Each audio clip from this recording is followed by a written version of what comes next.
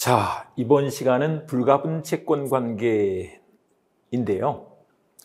불가분 채권 관계는 보신 것처럼 이게 채권의 목적이 그 성질 또는 의사표시에 의해서 불가분일 때 성질상 불가분인 거 한번 생각해 볼까요?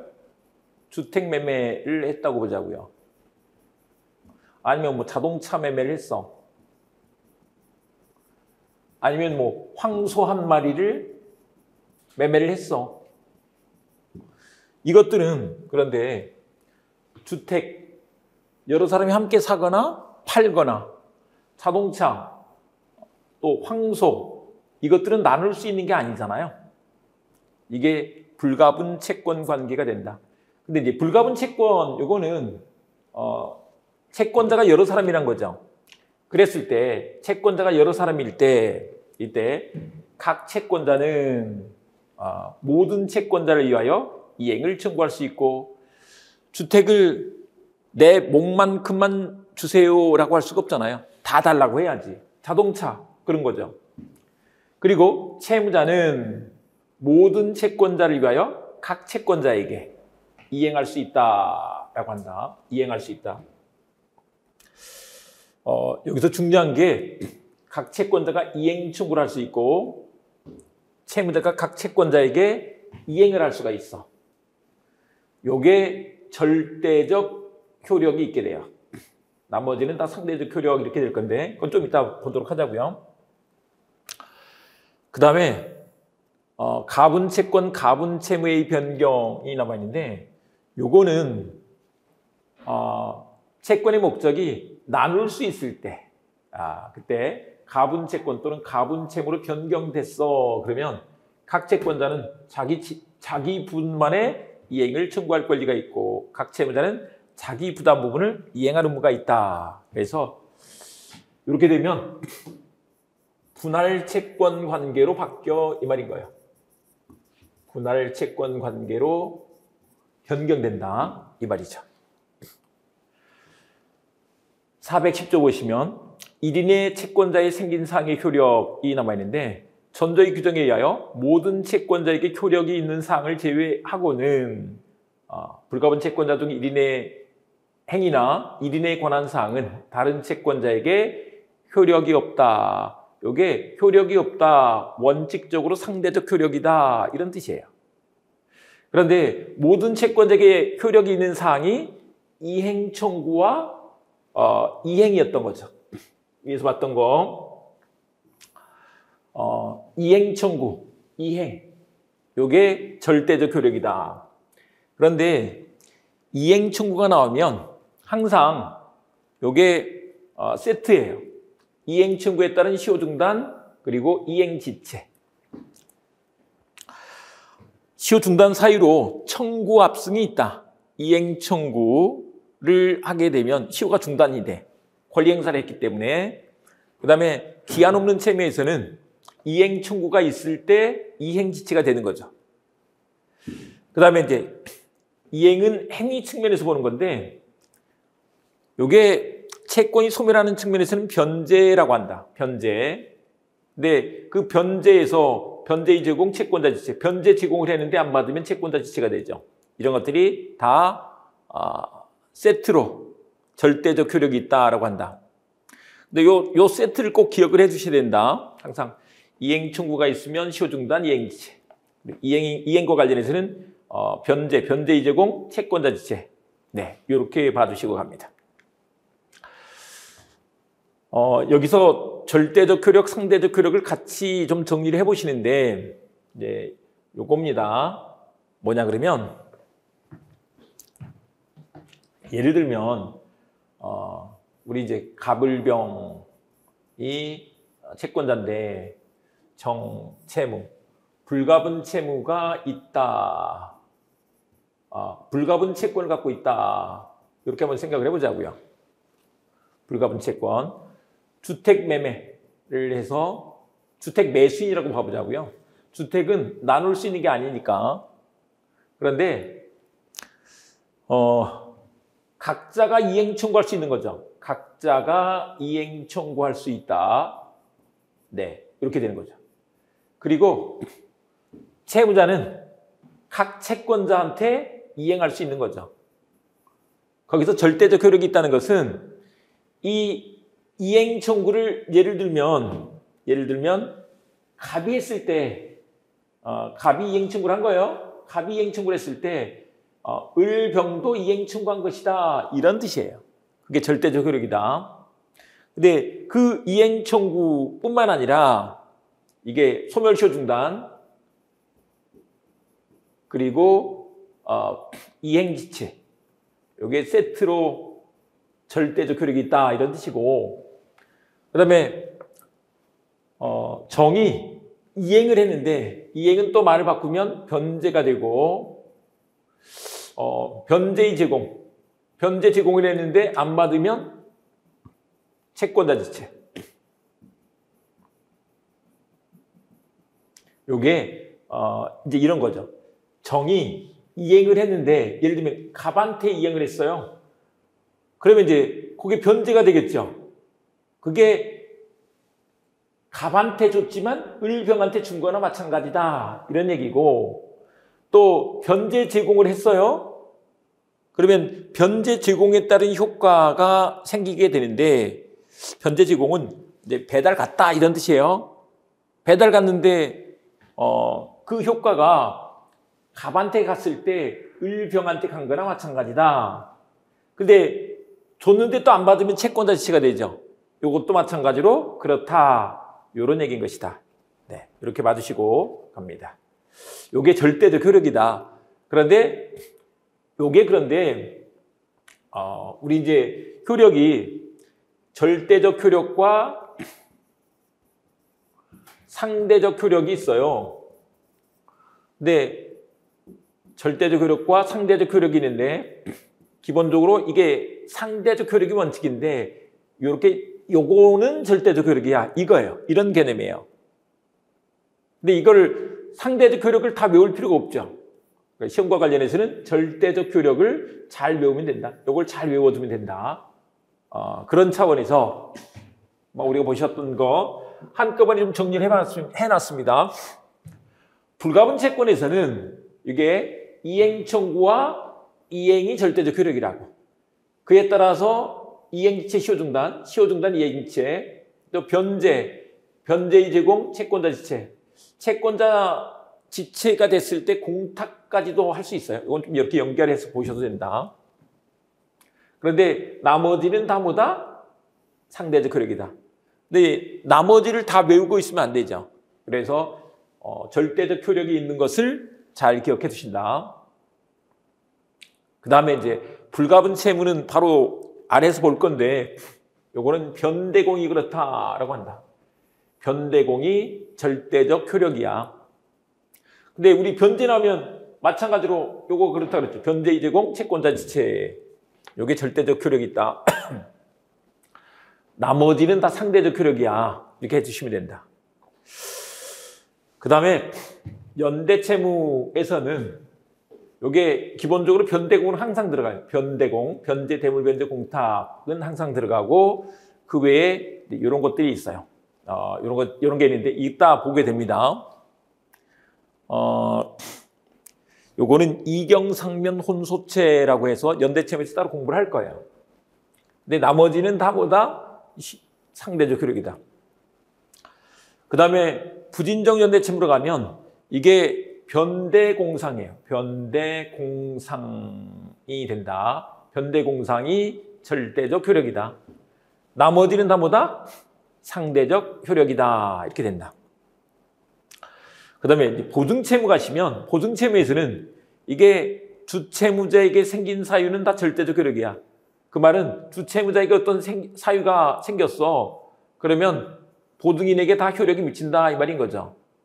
근데 보증인에게 생긴 사유는 이게 기본적으로 상대적 효력인데 우리 변대공상만 절대적 효력이 있는 거야.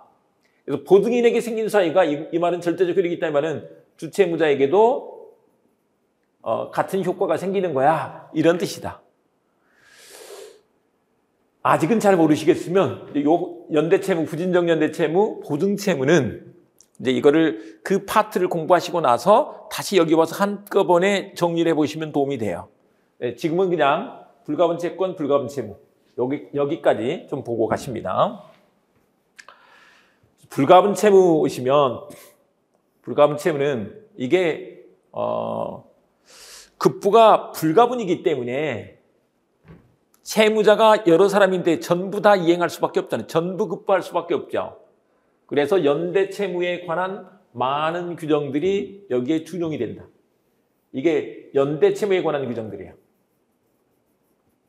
그래서 이제 연대 채무처럼 채권자는 급부가 불가분이기 때문에 나눌 수가 없잖아요.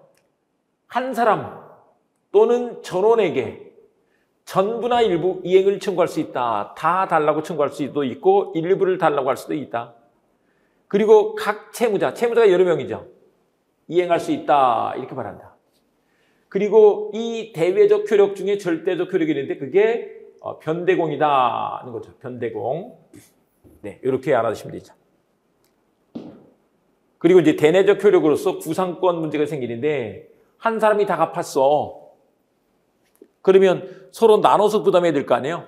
그래서 구상권 이런 점은 연대 채무와 같다. 이렇게 된다는 거죠. 그래서 이렇게 봐주시고 그 다음에 우리 교재를 한번 봐보겠습니다. 여기는 기본적으로 하나의 불가분급부 그랬죠. 하나의 불가분급부에 대해서 채권자 또는 채무자가 여러 사람인 경우 채권자가 여러 사람이면 불가분 채권, 채무자가 여러 사람이면 불가분 채무 이렇게 되는 것이다. 근데 급부가 성질상 불가분인 경우가 있죠. 주택인도, 자동차인도 이런 것들은 불가분 채무, 불가분 채권이 된다 이 말인 거죠. 자, 그 다음에 효력에서 불가분 채권의 효력이 나와 있는데 대외적 효력 그러면 이때 채권자가 여러 사람인데 각 채권자는 모든 채권자를 위하여 이행을 청구할 수 있고 채무자는 모든 채권자를 위해서 각 채권자에게 이행할 수 있다. 이행 청구와 이행 이렇게 해놓고 있는 거죠. 네, 이렇게 돼 있고 그 다음에 이제 절대적 효력에 관한 문제가 있죠. 절대적 효력에 관한 문제가 있는데 요게 앞서서 우리 보셨던 것 같은 이행 청구와 그로 인한 희호중단 및 이행지체 그 다음에 이행이 변제죠.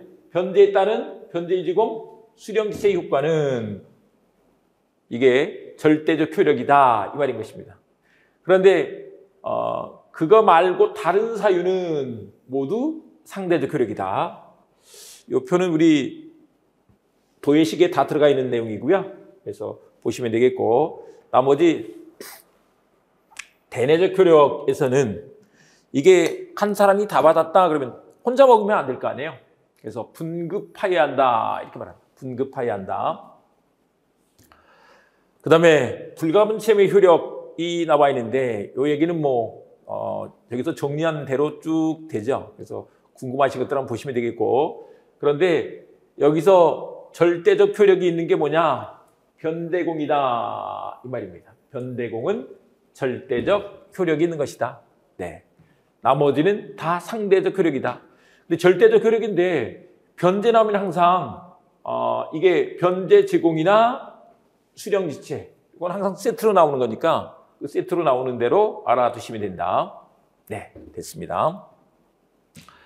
그 다음에 이제 연대채무로 갈 건데 연대채무는 우리가 많이 좀 사회생활하면서도 들어봤죠. 생활하면서 연대책임이야 막 이런 얘기도 좀 들어보셨을 텐데 이 연대채무가 뭐냐면 이런 거예요. 예를 들면 이게 채권자가 있는데 채무자가 여러 사람이 있는 거. 예를 들면 을병정 이렇게 있는 거죠. 근데 이들이 부담하는 채무가 900만 원 채무예요. 이렇게 한번 생각을 해보자고요. 900만 원 채무를 부담하고 있어.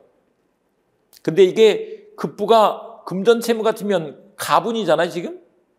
가분이지만 연대 채무가 돼버리면 이게 전부 급부모를 부담한다 이렇게 말한다. 그 얘기는 뭐냐면 채권자 갑은 한 사람을 콕 집어서 900만 원 내놔 이렇게 청구할 수 있다는 거죠. 그랬을 때 채무자는 야, 난 300만 원밖에 안 줘. 300만 원 줄 거야. 이렇게 못한다는 거죠. 이게 우리 임대차에서 공부했습니다. 만약에 셋이서 임대차 계약을 맺고 임차인으로서 지금 쓰고 있는 거예요. 근데 월세가 900만 원이에요. 그랬을 때 한 사람한테 월세 900을 다 받으면 된다고. 물론 이제 내부적으로는 정산을 좀 해야 되겠죠. 정산해야 되겠지만 채권자 입장에서는 능력 있는 한 사람한테 다 받을 수 있다는 그런 장점이 있는 것이다. 보충성이 없다 이 말은 뭐냐면 이게 야, 저 집에 먼저 가봐 이런 거 안 된다. 연대채무는 달라 그러면 줘야 돼. 그런데 이들 사이에서는 주관적 공동관계가 있다. 그래서 주관적 공동관계 때문에 절대적 효력과 구상권이 인정된다는 것이다. 그런데 이제 우리가 부진적 연대채무 이런 것들을 많이 봤죠. 지금까지 본 부진적 연대채무가 뭐가 있었느냐 그러면 우리 이행 보조자가 불법행위 책임을 채권자에 대해서 불법행위 책임을 지는데 그걸 채무자는 채무불이행 책임을 졌죠. 또 피용자가 불법행위란 것에 대해서 사용자 책임을 졌죠. 또 공동불법행위 있었죠. 그런 것들은 다 뭐다? 부진적 연대채무가 된다 그랬잖아요. 근데 부진적 연대채무는 사실 공동불법행위, 예를 들면 교통사고를 같이 냈어. 그들 사이에 어떤 짜고 한 거라든지 이런 게 아니잖아요. 그래서 주관적 공동관계가 없다라고 한다. 주관적 공동관계가 없어서 절대적 효력이 기본적으로 인정되지 않고 구상관계가 인정되지 않는다. 이렇게 설명이 된다. 그런데 한 가지 더. 이 다수당사자의 채권관계 요거는 복수채무성이다. 그러니까 여기는 채무자가 3명 있잖아요. 그러면 900만 원 채무를 세 사람이 그 독립한 채무를 부담하고 있다. 채무자 수만큼의 복수의 독립한 채무를 부담한다라고 한다. 그래서 여기서는 어느 연대채무자에 대하여 무효 또는 취소 가능한 것일지라도 다른 연대채무자의 채무에는 영향이 없다. 다른 연대채무자한테는 영향을 끼치지 않아. 예를 들면 을이 무효야.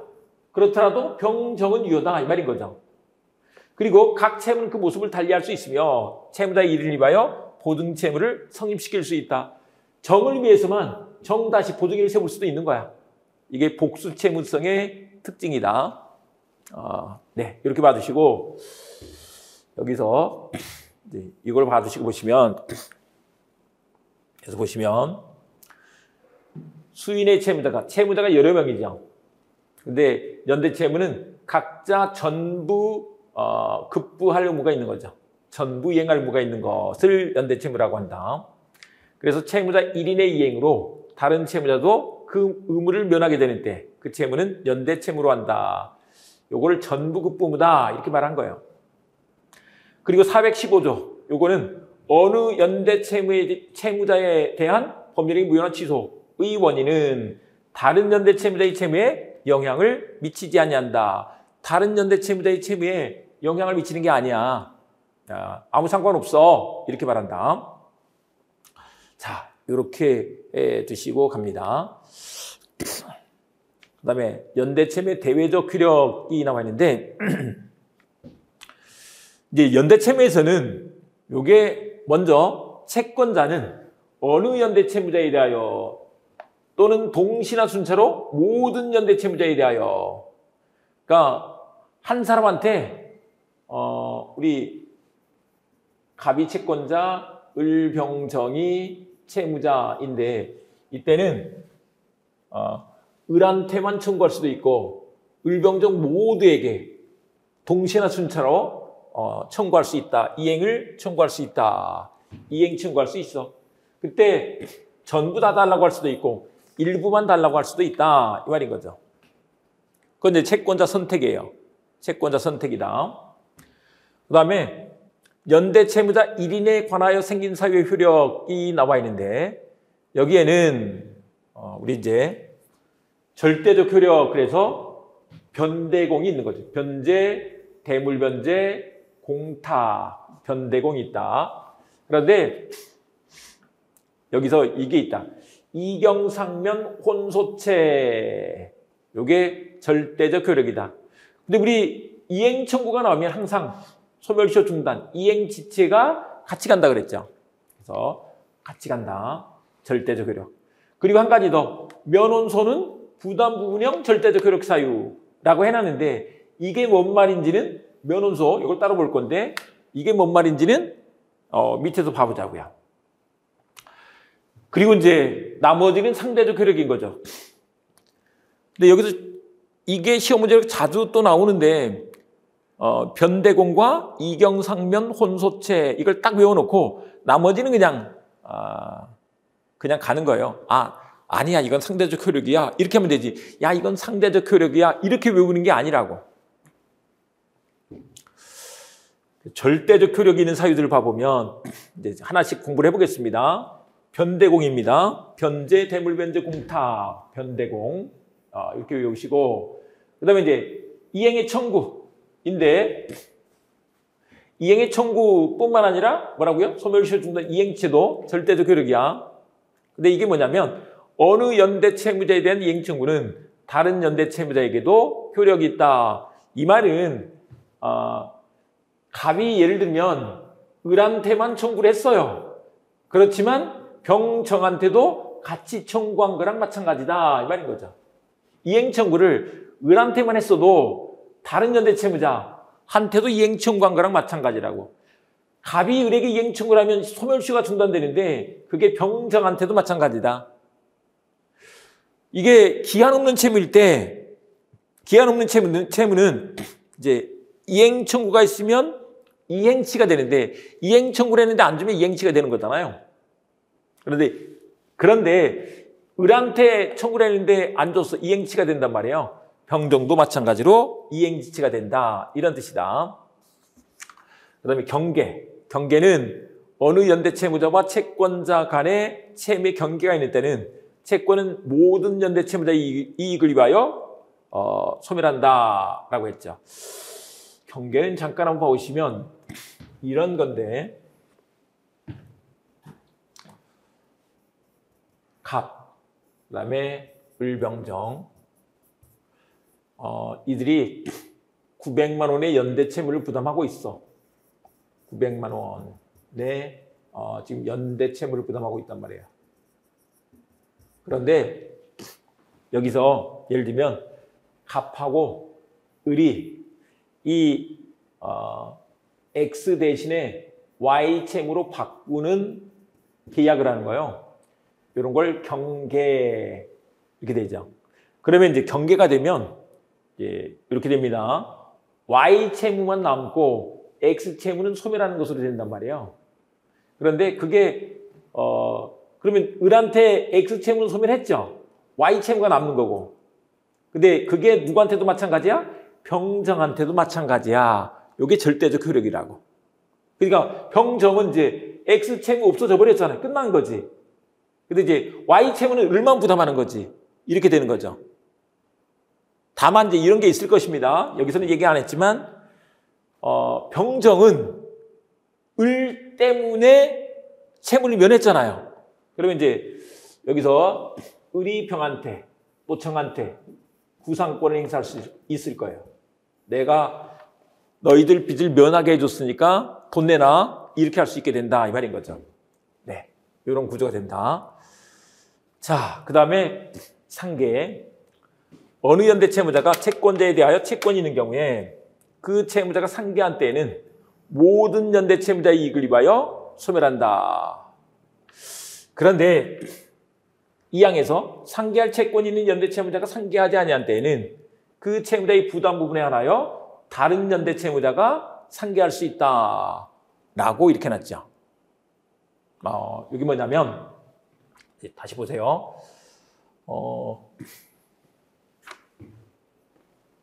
지금 다시 갑이 채권자, 을병정이 연대 채무자인데 900만 원 채무를 연대 채무로 부담하고 있는 거예요.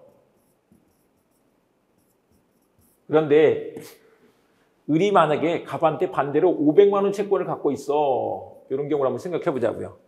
그러면 그 418조 1항은 뭐냐면 이게 을이 지금 1항이에요. 상계할 수 있어. 이 말인 거죠. 상계를 하게 되면 여기서 봐보세요. 900에서 500을 빼는 거죠. 상계를 하면 500을 빼버리면 400만 남게 되는 거죠. 이게 을한테 이렇게 되는데 그게 누구한테도 마찬가지야? 병정한테도 마찬가지야. 이렇게 되는 것이다. 이게 1항의 상계. 그런데 2항은 뭐냐면 이 사람이 상계를 하지 않고 있는 거예요. 그러면 이때는 병정이 병이나 정이 상계할 수도 있어. 근데 그때는 을이 500만 원의 반대 채권을 갖고는 있지만 을의 부담 부분에 한해서. 근데 이제 부담 부분은 그 사람이 책임져야 될 부분이긴 한데 따로 말이 없으면 다 n분의 1이에요. n분의 1. 그래서 300만 원이죠. 그래서 병정이 상계를 할 때는 300만 원만 상계할 수 있어. 이런 뜻이다. 900만 원이니까 3으로 나누면 300만 원이잖아요. 그럼 이제 2항에서는 어떻게 되느냐? 300만 원만 빼는 거죠. 그래서 600만 원이 남아 있어. 이 말인 것이다. 근데 주의하실 게 있다. 여기서 누가 상계를 했든지 간에 을의 반대 채권을 가지고 상계를 했지만 을이 채무를 면하는 건 아니다. 연대 채무는 전부 급부물을 부담하는 것이기 때문에 전부 다 줘야 돼. 그래서 500만 원을 상계했어도 나머지 400만 원 을도 계속 부담하는 거예요. 300만 원 상계를 했어. 그래도 600만 원은 남아있다고. 갑에 대해서는 이렇게 된다. 뭐 절대 잊지 마셔야 됩니다. 그 다음에 이제 면제가 나와있는데 면제는 어느 연대 채무자에 대한 채무 면제는 그 채무자의 부담 부분에 한하여 다른 연대 채무자의 이익을 위하여 효력이 있다. 근데 이게 소위 말해서 부담 부분형 절대적 효력이 있는 것인 거죠. 면혼소가 그렇다라고 했습니다. 면제, 혼동, 소멸시효 완성. 일단 이게 뭔지를 한번 잠깐 봐보자고요. 예를 들어서 봐보면 연대 채무의 면제와 연대의 면제라는 게 있는데 지금은 우리가 이제 여기서 얘기하는 건 연대 채무의 면제다. 연대 채무를 면제해 준 거예요. 그런데 이거하고 연대의 면제를 구별하셔야 되는데 을병정이 120만 원의 연대 채무를 부담하고 있어요. 근데 갑이 만약에 을한테 연대 채무를 면제했다. 그러면 이거는 어떤 뜻이 되느냐? 채무자 을은 채무가 면제돼 버려. 그러니까 이제 을은 더 이상 빚이 없는 거죠. 그런데 채무자 병정은 여기서 그 부담 부분이 여기는 120만 원이니까 3, 4, 12. 그래서 120만 원 중에 40만 원을 빼고 나면 80만 원이 남는 거죠. 80만 원의 연대 채무를 부담한다. 이 말이다. 그런데 만약에 연대 채무 면제가 아니고 연대 면제를 해줬다. 그러면 연대가 전부 급부무다 그랬잖아요. 전부 급부무를 면제해 준 거야. 그 말은 자기 부담 부분을 이행을 해야지 되는 거지. 그러니까 을한테는 40만 원만 받겠다 이 말이에요. 40만 원에 그러니까 을이 40만 원의 채무를 부담하고 있는 거야. 그렇지만 병정은 계속 연대 채무를 부담하고 있는 것이기 때문에 연대 채무에서는 전부 급부무잖아요. 그래서 120만 원의 연대 채무를 부담하고 있는 것이다. 이렇게 말한다. 네, 이렇게 되죠. 그 다음에 그런데 이게 여기는 연대 채무 면제는 사실 전부 면제를 해준 것을 말하는데 최근에 이제 이런 판례가 하나 나온 거예요. 연대 채무를 일부 면제해 줬을 때 어떻게 되는가? 이 문제가 생겼다는 거죠. 연대 채무의 일부 면제가 있을 때. 근데 피면제자의 잔돈 채액이 부담부를 초과하는지에 따라 다르다. 이렇게 놨죠. 그래서 위 사례에서 지금 연대 채무 면제는 을한테 120만 원을 다 면제해 줬다 이런 뜻이에요. 근데 여기서는 이제 50만 원만 면제를 해준 거야. 또 90만 원은 면제해 준 거야. 두 가지 경우를 나눠서 보자고요. 근데 50만 원을 면제해 줬어. 그러면 잔돈 채액이 부담 부분을 초과하고 있죠. 봐보세요. 120에서 50을 면제해 주면 얼마예요? 70이잖아요. 근데 이 사람의 부담 부분은 40만 원이죠. 초과하고 있어. 이 말인 거죠. 그랬을 때 다른 채무자는 채무 전액을 부담한다. 그러니까 면제되는 게 없는 거야. 이런 뜻인 거죠. 만약에 90만 원을 면제해 줬어. 120에서 90만 원을 면제해 주면 이게 30만 원인 거니까 잔돈 채액이 부담 부분을 초과하지 않죠. 30만 원만, 이 사람은 40만 원의 부담 부분이 있는 거니까. 그랬을 때는 다른 채무자도 차액만큼 감수한다는 거죠. 부담 부분 40만 원에서 잔돈 채액이 30만 원이잖아요. 40에서 30을 빼면 10만 원이 되죠. 10만 원만큼 감수하게 된다. 그래서 병정은 이때 120에서 30을 빼면 이제 90 이렇게 되겠죠. 90만 원의 연대 채무를 부담하고 있게 된다. 이런 뜻이다. 이런 내용이 시험 문제로 한번 나왔었다는 거죠. 보시면 일부 면제 시에 피면제자의 잔돈 채액이 부담 부분을 초과하면 다른 채무자는 채무 전액을 부담한다라고 이렇게 했다. 네, 이거 잘 한번 봐주시고요. 이렇게 설명을 안 하니까 책을 봐도 뭔 말인지 모르겠더라고요. 근데 제가 이걸 표로 그려가지고 여러분들 이해하기 쉽게 이렇게 설명을 해놨습니다. 그 다음에 이제 혼동 봐보실 건데, 혼동은 이런 거예요. 어느 연대 채무자와 채권자가 혼동이 있는 때는 그 채무자의 부담 부분에 하나요? 다른 연대 채무자도 의무를 면한다. 네, 이 경우는 뭐냐면 이제 이런 거예요.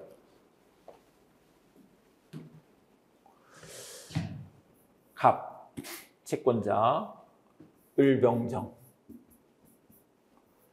연대 채무자. 900만 원의 연대 채무를 부담하고 있는데 연대 채무 그런데 이게 을이 갑의 아들이에요. 근데 갑이 돌아가시고 을이 상속인이 된 거죠. 그러면 이제 갑은 없어지고 을이 채권자가 되는 거죠. 그랬을 때 이 채무는 어떻게 되느냐? 인데 자기가 자기한테 갚을 건 아니잖아요. 근데 여기서 부담 부분이 얼마예요? 300이죠. 300만 원만큼 줄어든다 이 말인 거죠.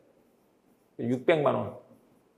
그래서 병정한테 을은 600만 원을 달라고 할 수 있다. 자기 부담 부분만큼 빼는 거지. 그래야 맞겠죠. 네, 그 말인 것이다. 이게 혼동이고, 그 다음에 소멸시효 완성. 어느 연대 채무자에 대해 소멸시효 완성한 때는 그 부담 부분에 하나요? 다른 연대 채무자도 의무를 면한다. 이게 부담 부분형 절대적 효력이라고 했는데 한번 우리가 보셨던 거랑 똑같아요. 만약에 을의 채무에 대해서 소멸시효 완성이 됐어. 소멸시효 완성이 됐어. 그러면 이제 이 300만 원만큼 없어질 거 아니에요. 나머지 600만 원이 남는 거죠. 그게 병정한테 그렇게 된다 이 말인 거죠. 그 다음에 채권자 지체. 채권자 지체는 어느 연대 채무자에 대한 채권자의 지체는 다른 연대 채무자에게도 효력이 있다. 어떤 연대 채무자에 대해서 채권자 지체 문제가 생겼어. 연대 채무자가 줬는데 채권자가 수령 거절 또는 수령 불능이에요. 채권자 지체가 되는데 그게 다른 연대 채무자한테도 같이 채권자 지체가 된다. 이런 개념인 거죠. 그 다음에 상대적 효력이 있는 사유가 나와 있는데 전 7조의 사항 외에는 어느 연대채무자에 관한 사항은 다른 연대채무자에게 효력이 없다. 상대적 효력 그랬는데 이행 청구, 이배의 시효 중단, 채권장도 대항 요건 확정 판결과 제3자의 변제 등 이렇게 써놨는데 이거 외우지 말라고요. 근데 처음 공부할 때는 저도 좀 그런 느낌이었었는데 뭐 채권장도 대항 요건이나 확정 판결 효과, 제3자의 변제 막 이런 것들 마치 절대적 효력이 있어야 될 것 같은 느낌이에요. 그런 느낌적 느낌 아니다. 그래서 말씀드리는 게 절대적 효력이 있는 것을 확실하게 외워둬라. 변대공, 그리고 이경상면, 혼소체 이렇게 외워두시라 이 말입니다. 됐죠? 그 다음에 연대채무의 대내적 효력, 구상관계가 나와 있는데 연대채무자 사이의 부담 부분 일단 보시면 부담 부분은 균등한 것으로 추정한다 그랬죠. 나중에 여러분들이 문제를 보시면 부담 부분을 주는 경우가 있어요. 뭐 4대 3대 2대 1 뭐 이런 식으로 주는 경우가 있어. 그렇게 하면 되죠. 나중에 이제 문제를 풀어보시면 됩니다. 그런데 그런 말이 없어. 그러면 다 n분의 1 이렇게 계산해라 이런 뜻인 것이다. 이렇게 봐주시면 되고 그 다음에 이제 구상권이 성립요건. 어떨 때 구상권이 생기느냐의 문제예요. 근데 여기서는 보시면 구상권이 성립요건 여기서 만약에 900만 원 연대채무를 부담하고 있는데 정이 채권자 갑한테 이렇게 변제를 했어. 그러면 이 채무가 소멸하겠죠. 그래서 변제 기타 출제로 공동면책이 된 거야. 그랬을 때 병을한테 구상권이 생기는 거죠. 야, 내가 네 대신 네 몫까지 다 갚았으니까 내놔 이렇게 되는 거죠. 그런데 한편 이 구상권을 확보해 주기 위해서 이게 채권자와 이 채무자 사이에서는 소멸하는데 아예 그 채권자 자리로 정이 가 있을 수가 있어. 그런 것을 법정 대비라고 한다. 근데 정은 변제할 정당한 이익이 있는 자야. 특히 이런 것을 이제 변제자 대위라고 합니다. 변제자가 채권자의 지위로 대신 가는 거예요. 변제자 대위에 임의 대위와 법정 대위가 있는데 그중에서 법정 대위는 변제할 정당한 이익이 있는 자가 변제를 했을 때는 그냥 변제로 당연히 대위하도록 이렇게 해놨다. 네, 됐죠. 네, 여기서 몇 가지 더 보시면 구상권이 성립하려면 자기 부담 부분을 넘어서 공동면책을 얻을 필요는 없고 일부 변제, 자기 부담 부분 이하의 변제를 했을 때도 인정된다. 일부 변제일 수도 인정되고 자기 부담 부분 이하의 변제일 때도 인정된다라고 한다. 그러니까 이 900만 원 채무에서 정이 100만 원만 갚았어도 구상권은 생긴다 이 말인 거죠. 300만 원을 넘게 변제해야 되는 게 아니야. 그런데 자기 부담 부분 이상을 변제해 구상권이 생기는 경우가 있어요. 그게 부진정 연대채무하고 공동보증인 간의 구상관계에서 그래. 부진정 연대채무에서 그렇고 공동보증인 간의 구상관계에서 그렇다. 공동보증은 이제 뒤에서 볼 겁니다. 그 다음에 이제 구상권의 범위 문제가 있는데 이 구상권의 범위는 출제액과 돈 내놓은 게 있죠. 그 돈은 또 이자가 붙어요. 그리고 필요비 또 그것 때문에 손해가 생겨. 손해배상, 출제액, 법정이자, 필요비, 손해배상 이렇게 된다. 근데 그게 이것과 같은 범위로 인정되는 것들이 있어. 근데 이런 관점에서 한번 생각해 주시고 합니다. 연대채무는 주관적 공동관계가 있는 경우다. 주관적 공동관계 그 말은 뭐냐면 뭔가 인식을 같이 하는 것들이 있는 거죠. 그럴 때 인정되는 거다. 그런 것으로 수탁보증인의 구상권 문제가 있다. 수탁보증인은 이제 우리 뒤에서 볼 건데 주채무자가 부탁해서 보증인이 되는 경우예요. 그때 구상권의 범위가 똑같다 이 말이고 또 수의민의 구상권. 수의민도 생각을 해보세요. 위임계약은 위임인이 수의민에게 사무 처리를 위탁한 거죠. 계약으로 맡겼어. 주관적 공동관계가 생긴 거죠. 그래서 그 구상권의 범위도 마찬가지로 그렇다. 그래서 이렇게 같이 받으십니다. 출제액, 법정이자, 그리고 필요비, 손해배상. 네, 이렇게 기억을 해주신다. 그 다음에 그 내용을 여기서 잠깐 한번 보시면 어느 연대채무자가 변제기타 출제로 공동면책이 될 때 그때 구상권을 행사할 수 있다. 구상권이 성립해 그랬죠. 그런데 변제기타 자기 출제가 있을 때만 되는 것이기 때문에 출제가 없을 때는 안 돼. 그런 것으로 면제, 시효 반성. 채권자가 면제를 해준 거예요. 그랬을 때는 구상권 문제가 생기지 않는다고. 시효 완성으로 채권이 소멸했어. 그때는 구상권이 생기지 않는다고. 다만 자기 부담분 이상의 출제할 필요는 없지. 네. 그 다음에 공동면책이 돼야 되니까 사전 구상권 이런 건 없는 거지. 그래서 기본적으로 보다 사후 구상권 하고 난 뒤에 나중에 구상권 행사할 수 있다는 거죠. 근데 그게 전액 면책이 아니어도 돼. 전액 면책 아니어도 상관없어. 이렇게 된다. 구상권의 범위가 이제 나와 있는 거죠. 출제액과 법정이자 그리고 피할 수 없는 비용이 필요비예요. 이걸 필요비라고 한다. 그리고 손해배상. 네, 이렇게 된다. 그 내용이 쭉 정리가 됐습니다. 그 다음에 구상권의 제한 문제가 있는데 이 구상권의 제한은 일단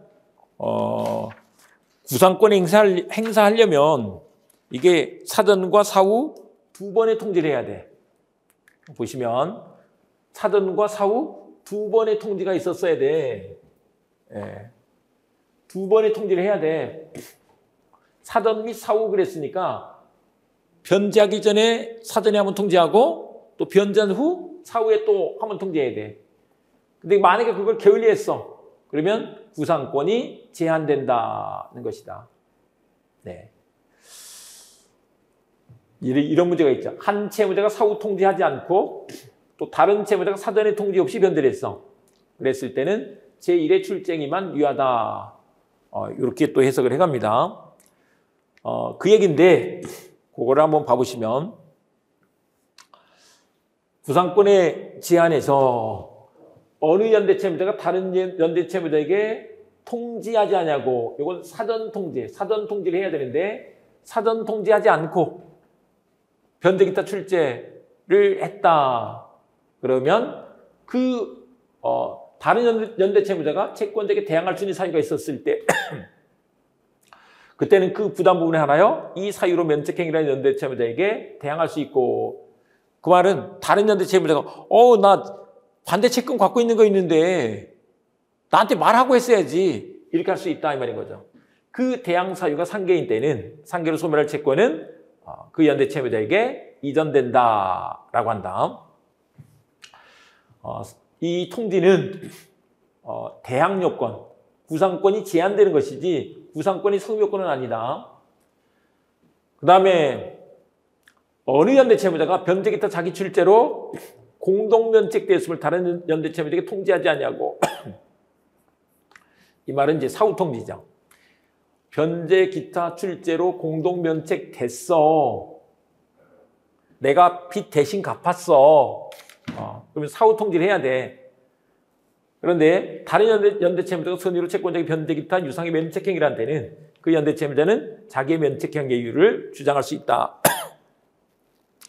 자기가 한 변제를 이제 유효하다고 주장할 수 있다. 이렇게 된다. 자, 이렇게 해주시고 그 다음에 상환 무자력자가 있는 경우에 구상권자의 보호, 구상권의 확장이라고 하는데 이게 또 계산 문제로 시험 문제가 나옵니다. 그래서 보시면 이런 문제인데 일단 보겠습니다. 연대채무자 중에 상환할 자력이 없는 자가 있는 때는 그 채무자의 부담 부분은 구상권자 및 다른 자력이 있는 채무자가 그 부담 부분에 비례하여 분담한다. 그러나 구상권자에게 과실이 있는 때는 다른 연대 채무자에 대하여 분담을 청구하지 못한다 라고 한다. 그 부담 부분에 비례해서 분담해. 그런데 2항 전항의 경우에 상환할 자력이 없는 채무자의 부담 부분을 분담할 다른 채무자가 채권자로부터 연대 면제를 받은 때는 그 채무자의 분담할 부분은 채권자의 부담을 한다. 이걸 요 사례로 이해를 하시면 됩니다. 예를 들면 상환 무자력자, 여기서는 병을 지금 무자력자로 봤네요. 병이 무자력자야. 그때 구상권자의 보호. 이 말은 뭐냐면 정이 900만 원을 이렇게 변제를 했다 이 말인 거죠. 변제를 했어. 그랬을 때 병의 부담 부분이 얼마예요? 300만 원이잖아요. 근데 그때 봐보세요. 900만 원을 다 갚으면 이제 일단 정은 병한테, 을한테 구상권을 가지는데 각 300만 원씩 달라고 할 수 있는 거잖아요. 근데 이제 문제는 을한테 300만 원 받았는데 병은 무자력이니까 무자력은 조폐해서 받을 수가 없다니까요. 조폐도 받을 수가 없어. 그러니까 요거 병한테는 돈을 못 받네? 그러면 혼자 독박 쓰는 거 아니에요. 그러면 안 되겠네. 그래서 그걸 을정이 나눠서 분담해야 돼 이 말이에요. 을정이. 그래서 이게 300만 원을 2분의 1로 나누어서 2분의 1로 나눈 게 150만 원이잖아요. 그래서 여기다가 150만 원을 더해서 정은 을한테 450만 원을 받으면 되네 이 말인 거죠. 정이 450만 원을 부담하고 을이 450만 원을 부담하고, 물론 나중에 이제 병한테 돈이 생기면 그것을 나중에 150만 원씩 받아가면 되겠죠. 받아가면 되겠지만 보통 한번 망하고 나면 일어서는 게 쉽지 않아요. 일어서는 게 쉽지 않기 때문에 받기는 좀 힘들죠. 그래서 정은 을에게 450만 원을 구상할 수 있고 정이 그 150만 원 요걸 부담하는 거야 이 말인 거죠. 그래서 각자 450만 원씩. 근데 이제 문제는 여기서 을이 연대 면제를 받았다. 그럼 어떻게 될까? 을이 연대 면제를 받았다. 근데 아까 우리 연대 면제를 받으면 연대가 전부급부인데 너는 전부급부 의무 부담하지 않는 거야. 그러면 뭐예요? 자기 부담 부분만큼만 이행하면 되는 거잖아요. 그래서 여기서 을은 300만 원을 부담하는 게 맞아. 근데 이제 이 150만 원 어떻게 할 거냐? 요 문제예요. 근데 요거는 채권자 네가 부담해라. 채권자 네가 부담해라. 이 말이에요. 그래서 을의 부담 부분을 채권자 갑이 부담한다는 것이다. 그래서 구상권자 정은 채권자 갑에게 150만 원 그리고 을에게 300만 원 이렇게 청구할 수 있다.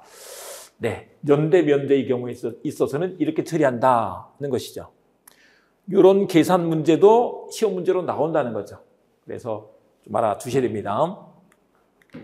자, 이렇게 두시고 조금 길지만 그냥 같이 한번 봐버리자고요.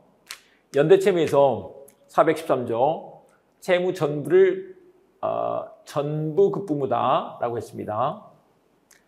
그래서 각자 전부급부무를 부담하는 것을 연대채무라고 한다. 복수채무성 얘기했죠. 그래서 채무자의 수만큼 병존하고 있다. 복수채무성. 그래서 어느 연대채무자에 대한 법령이 무효나 취소의 원인이 있을 때 다른 연대채무자의 채무에 영향을 미치지 아니한다. 전부급부무야. 그리고 연대채무자 간의 결합관계가 있는데 주관적 공동관계가 있어. 그래서 절대적 효력과 뭐가 인정된다? 구상권이 인정된다는 것이다. 절대적 효력과 구상권이 있어. 근데 이제 부진정 연대채무에서는 그런 게 없다 이렇게 했었죠. 법률 행위에 의한 성립이 있고 법률 규정에 의한 성립은 우리가 이제 앞 시간에 봤는데 이게 우리 35조 2항에 보면 법인의 불법행위가 성립되지 않는 경우, 법인의 목적 범위 외의 행위로 인하여 타인에게 손해를 가한 때는 그 사항의 의결에 찬성하거나 그 의결을 집행한 사원 이사 기타 대표자가 연대 책임을 진다라고 했다. 요건 주의하시라고 했습니다. 부진정 연대 채무가 아니고 연대 채무가 된다. 그리고 공동임차인이 연대 채무를 부담한다 그랬죠. 상법에서 부담하는 채무는 연대 채무예요. 상행위로 인한 채무. 그 다음에 일상 가사로 인한 채무에 대한 부부의 연대 책임. 부부간에는 일상 가사로 인한 채무를 부담하게 됐을 때 연대 채무가 된다는 것이다. 그 다음에 효력에서 먼저 대배적 효력 나와 있고, 그 다음에 이제 연대 채무자 1인에게 생긴 사유 효력과 관련해서 현대공이 절대적 효력인데 그거 말고 이경상면 혼소체. 근데 여기는 워낙에 자세히 설명을 드렸으니까 그냥 여러분들이 쭉 읽어보시면 됩니다. 연대채무의 면제와 연대의 면제가 다르고, 그 다음에 이제 일부 면제를 했을 때 어떻게 될 것인가, 아까 그 사례로 쭉 설명을 해드렸죠. 그래서 요거 읽어보시면 되겠고, 혼동도 봤습니다. 혼동, 소멸시 완성, 채권자지체. 그 외에는 모두 상대적 효력이다 이렇게 했죠. 근데 상대적 효력 사유에 이렇게 많이 있는데 다시 말씀드리지만 이 상대적 효력 사유를 외우고 있으면 안 된다고. 그냥 순서대로 했습니다. 변대공, 그리고 이경상면 혼소체. 그런데 그중에 면혼소는 부담 부분형 절대적 효력 사유지. 이렇게 딱 기억하시면 끝이다, 공부가. 그 다음에 대내적 효력으로서 구상권 이렇게 나와 있죠. 구상권이 성미요건. 근데 이것들도 다 봤으니까 여러분들이 그냥 궁금한 것에 따라서 보시면 되고, 내용을 다 이해했으면 그냥 가셔도 됩니다. 그 다음에 이제 여기서 한 가지, 구상권의 범위와 관련해서 부담 부분을 한도로 해서 출제액을 구상할 수 있다.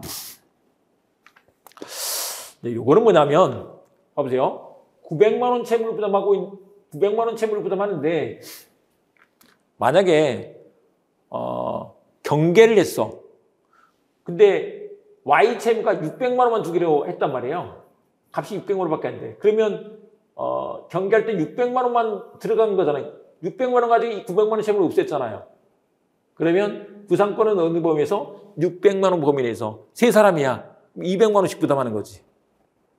이 말인 거예요. 만약에 그걸 1200만 원짜리로 했어. 900만 원 없애는데 1200만 원짜리를 했다고. 그래도 이게 400만 원씩이 아니고 어디까지만? 300만 원까지만. 이런 뜻이다. 네, 그래서 그중에 적은 거. 자, 이렇게 해두시고요. 그 다음에 이제 구상권의 제한, 사전과 사후 두 번의 통지를 해야 돼. 근데 뭐 요거는 그냥 조문 한번 가볍게 읽고 가시면 되고요. 별로 그렇게 많이 문제가 되지 않습니다. 구상권의 확장이 있는데, 구상권의 확장은 요 내용보다는 아까 우리 도해식민법 핵심 정리에서 사례로 정리해드린 거, 그걸 가지고 보시면 돼요. 근데 이제 그게 시험 문제로 나오죠. 그 다음에 구상권을 확보하기 위해서 항상 구상권자에게 법정 대비를 인정한다. 네, 여기까지 해두시고, 부진정 연대 채무가 또 시험 문제로 많이 나오죠. 그래서 여기는 좀 끊고 다음 시간에 보도록 하겠습니다.